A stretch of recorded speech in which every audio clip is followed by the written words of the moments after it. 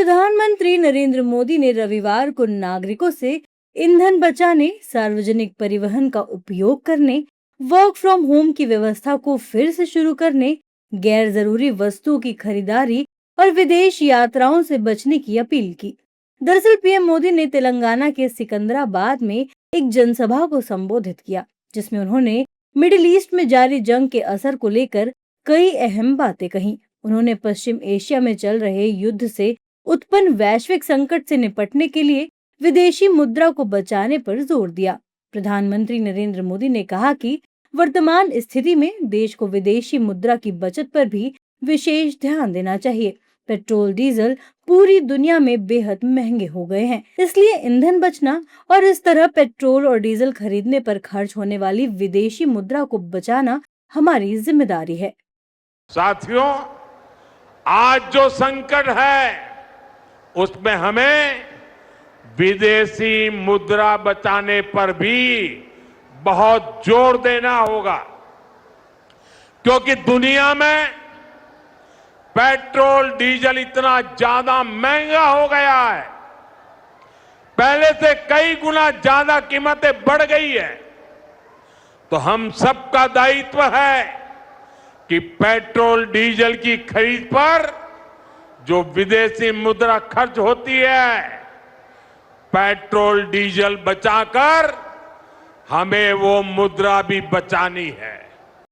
PM Modi की appeal का BJP नेताओं ने समर्थन किया है। बीजेपी नेताओं का कहना है कि पीएम मोदी ने जो कहा है सही कहा है। अभी विश्व की स्थिति ठीक नहीं है। युद्ध चल रहा है अमेरिका, ईरान और इजराइल के बीच, जो महीनों से उसमें कई देश भी, जिसके कारण पेट्रोलियम पदार्थों का, ऊर्जा का दिक्कत हो रहा है, जिसके कारण प्रधानमंत्री जी ने आग्रह किया है कि लोग घर में बैठ के काम करें, सोना नहीं खरीदें, पेट्रोलियम का कम से कम उपयोग करें। ये अच्छी बात है। माननीय प्रधानमंत्री जी स्वयं ने देश के लोगों से आह्वान किया है। माननीय प्रधानमंत्री जी ने चिंता जाहिर किया है। लगातार युद्ध चल रहा है, पूरे देश में इसके असर हैं और कई तरह की समस्याओं से, संकट से राष्ट्र निकले, उसके लिए प्रयास कर रहे हैं प्रधानमंत्री जी।